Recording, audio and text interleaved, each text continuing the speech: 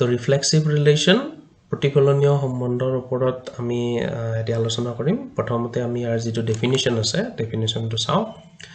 যে সংহতি কেপিটেল এ ৰ পৰা কেপিটেল এ লৈ তো আৰম্ভণিতে কোৱা হৈছে যে দুটা সংহতি একেটাই সংহতি হ'ব লাগিব বেলেগ বেলেগ সংহতি হ'ব নোৱাৰে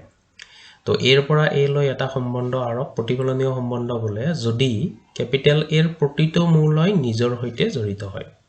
তো কেপিটেল এ যি মূল্য থাকে হিয়তে নিজৰ সৈতে জড়িত হ'ব লাগিব তো এতিয়া আমি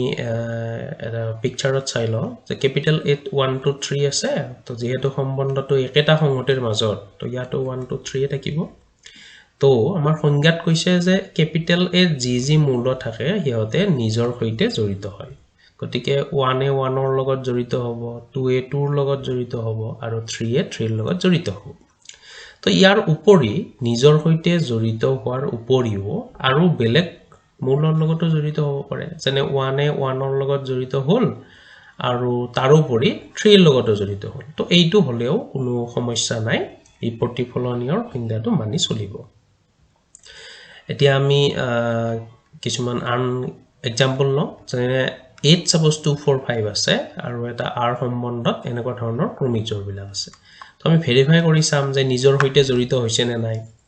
2 ৰ কাৰণে দেখিলো যে 2 2 অৰ্থাৎ 2 এ 2 ৰ লগত জড়িত হৈছে তো নিজৰ লগত জড়িত হৈ আছে 4 ৰ কাৰণে 4 4 5 ৰ কাৰণে 5 5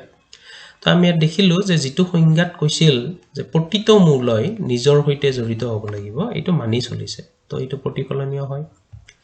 এতিয়া আমি আন এটা एग्जांपल চাও সাপোজ s ত এনেকুৱা ধৰণৰ মূল্য আছে ইয়াতো আমি ভেৰিফাই কৰি চাম প্ৰতিটো মূলয় নিজৰ লগত জড়িত হৈছে নে নাই সো 2 ৰ কাৰণে 2 2 দেখিলো 4 ৰ কাৰণে 4 4 5 ৰ কাৰণে 5 5 তো নিজৰ লগত জড়িত হৈছে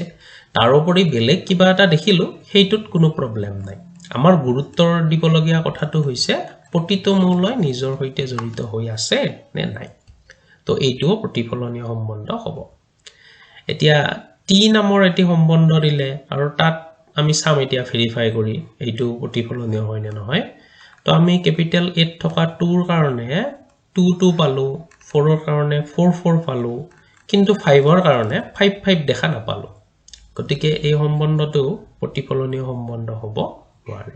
তো এইখিনি আছিল আমাৰ প্ৰতিফলনীয় সম্বন্ধৰ ওপৰত এটি আলোচনা ধন্যবাদ